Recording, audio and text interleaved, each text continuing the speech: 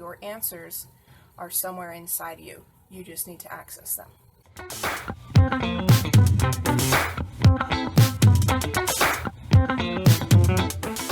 If you can only support creators who provide value and make you think, please consider contributing to my Patreon page the next time you watch one of my videos. Hello everybody and welcome. Today I wanted to talk about self-punishment. Now, this is a concept that is somewhat strange, like why would you choose to be punished if you didn't have to be, kind of thing. And one of the greatest examples of how exactly this works is in the show Lucifer. And I think that's probably one of the reasons why I enjoy that show so much, is he talks about how hell it has an open door policy, and anybody in it could potentially leave whenever they wanted to, but they don't because they believe that they deserve punishment. And whatever punishment they are facing is exactly suited to them as like the worst punishment that they could possibly have. So in many ways they feel it's completely justified, like this is what I deserve. This is what it's supposed to be. And a lot of spiritualists know that hell and heaven more than likely are just a state of mind, like a way of living. You can live as if life is amazing and good and wonderful, but you can also live like you're worthless and don't have purpose and there's no value in your life, and that, you're terrible. Guilt is a really big factor here. If you're feeling guilty all the time, that's a form of self-punishment. And depression, pretty much any negative state of mind is a form of self-punishment, particularly if it's a chronic kind of thing where you continue to live in this emotion despite the fact that the particular circumstances have long since passed. Or, the instigator of it is no longer, fully present, but you're still lingering on the issues that you have faced or dealt with. So ultimately, I think this concept of self-punishment comes down to valuing yourself, viewing yourself as worthwhile. And I know that this is quite the struggle at times, because even now, despite the years I've spent on personal and spiritual development, I still find myself at times trying to prove my worth to other people. Like, I'm trying to prove that I have something of value to offer so that they stop judging me. And that's an impossible task. I can't stop somebody from judging me. I could be the best person in the world, do everything right according to everybody else's plan, and still be judged for it because, I'm not doing it this way, or I'm not approaching that task in this specific way that they want. And when you look at it from that perspective, there is no way that you can possibly escape judgment of other people, because those people want to judge. It's comfortable for them. That's how they were trained to live. Most of us are trained to live using judgment as a gauge. And while it was initially something that helped us with survival and continuing to, live and not die in some tragic, uncomfortable way,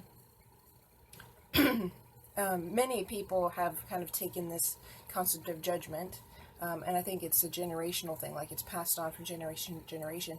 But we've taken this to mean that, what you see is what you get, and the first impression is accurate, and, that there's always something to improve, and you better improve it. And we don't really practice acceptance. We don't really look at somebody and go, yeah, you're different, but that's okay. Usually we look at other people, especially those that are different from us, and go, oh, you're bad, like, go away from me, you're terrible, no, I don't like you. And while that is your choice, you're allowed to do that, it's really not a good way to live, because you're denying yourself all these opportunities to grow and learn and become an even greater person and become the kind of person that you want to be. And that's where this whole self-punishment thing is so fascinating, because usually it appears as if you're doing the right thing, like you think this is correct according to your belief systems, but you haven't yet looked internally and gone, well, is this actually helpful to me? Is this actually a helpful belief for me to hold? And this is one of the reasons why it's so important to re-examine thought patterns and whatnot, because beliefs are essentially thoughts that you continue to think over and over again.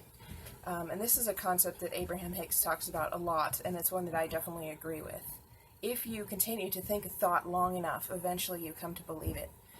This is also why affirmations tend to work after long periods of time, even though you really don't agree with them when you start. It is kind of an aggressive method of using affirmations, though, so I don't necessarily recommend it. I recommend more like focus wheel type work, which is essentially you take the belief that you have and the belief that you want, and you try to like build thoughts connecting the two together that you believe, so it's an easy transition rather than like trying to force yourself into it. So when it comes to these self-punishment situations, usually the reason that you are punishing yourself, the reason that you're sticking in this negative mindset or in this negative emotional pattern, is because you've been telling yourself, more than likely since childhood, that you are useless, you're worthless, you're a bad kid, you're, a bad person, nobody is ever gonna like you, things like this. And usually this comes about because bullying, or, even through your parents, where they're frustrated and they say something negative and then you internalize it, not knowing that, more than likely they just said that out of anger. Because when you're a child, you're just kind of like a sponge. Everything just soaks right into you. So one negative statement could affect the rest of your life potentially, but more than likely throughout your childhood you heard these things many, many times. And that's why they continue to stick with you even now. So when it comes to self-punishment, particularly concepts like guilt, usually that's something that has been built up within you over time. And most people who are guilty, who feel guilty, genuinely are good people on average. They try to behave in good ways, and they try to be right and accommodating and kind and whatnot. I know that there's a stereotype that Jewish mothers are experts at guilting their kids into things. And, maybe that's a good thing in their eyes. Personally, I think that's a terrible thing to do to your kids. But, maybe it works for you. So if you're guilting your kids into doing things, then that guilt is built up in them, and they are stuck with it for the rest of their life, believing that they need to prove themselves worthy of life, period, and constantly punishing themselves when they do something wrong. And it's not just like a one-time punishment, and it's not necessarily even things that are wrong in the eyes of everybody, but if they view any situation as a letdown, like they let themselves down, they let somebody else down, they let their parents down. For example, if a Jewish kid decided he wanted to become a dancer and his parents wanted him to be a doctor, and he pursued his dancer career, kind of like in the show Dance Academy, he could very well feel guilt his entire life, despite the fact that he is following his heart. He feels terrible because even though he's doing what he knows is right for him, he is letting down his parents every single day. So that guilt's probably eating him up inside, which means more than likely, unless he does some internal work and stops, judging himself for following this path and following his heart, he will live a very depressing life. He'll be very upset, he'll be angry, or he'll be sad a lot. More than likely he's going to find some way to punish himself, because while he knows he's living his heart's desire and path, he still feels terrible, and he has to punish himself. And this is kind of where that Lucifer show comes in as well, is you do something bad, your body knows it. And even though you might not feel the physical emotions, this would be an example for like a serial killer who seems to have no remorse. They don't necessarily feel the emotion or the guilt that would come for the average person had they committed the same crime, but their body still recognizes that this is bad and that this is terrible. So usually what happens is they end up very angry or revengeful, or wanting to destroy the world, They very rarely end up depressed from what I've seen, and a lot of them come off as kind of happy in some regards, but I think this is just kind of a vengeful happiness where you're angry and getting that punch and that oomph and that revenge kind of thing feels good. So they're finding relief through their activities. But they are punishing themselves because they continue to stick with their negative emotion.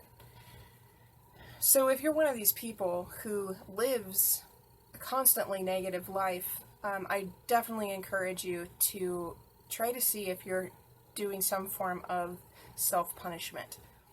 I think it's far more common than most people believe it to be. More than likely, almost everybody who's in kind of a negative emotional state most of the time is performing some kind of self-punishment, and it's become so normal for them that the idea of changing is absolutely terrifying because they're so comfortable with where they are. And then we have this saying, better the devil you know than the devil you don't. The problem is, what if the devil you don't know is actually an angel? And you focusing on the devil you know is actually preventing you from reaching the heights that you want to. It's preventing you from becoming this positive, hopeful, productive being that you so desire to be. And even if you don't think that you desire this, my guess is that a part of you really does. We all seem to have a drive to move forward and to grow and to learn. And even if you deny this aspect of yourself, you still will find yourself moving in the direction of growth and development. So, might as well embrace it. And you really should stop self-punishing.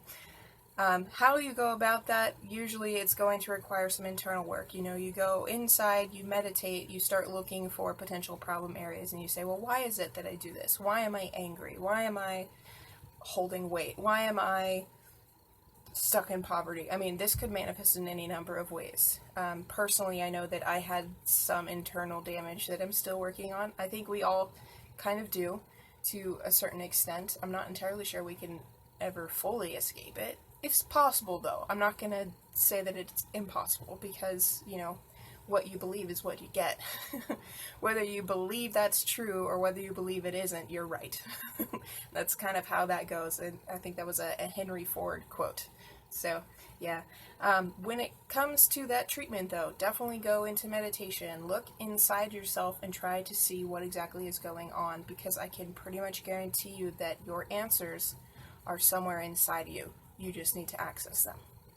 So that's everything I have for you today. Thanks for watching. I hope that this got you thinking, gave you some new information, or gave you at least a starting point in how you can start changing your life for the better, or possibly helping you understand why it is some people behave the way that they do.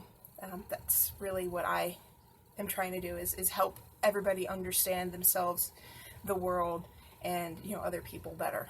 So yeah, I hope you enjoyed it. Definitely click on that like button, subscribe to the channel, click the notification bell, and if you have any questions, comments, ideas, leave them in the comment section, and I will be sure to respond as best I can. So, thanks for watching. Hope to see you again soon. Bye.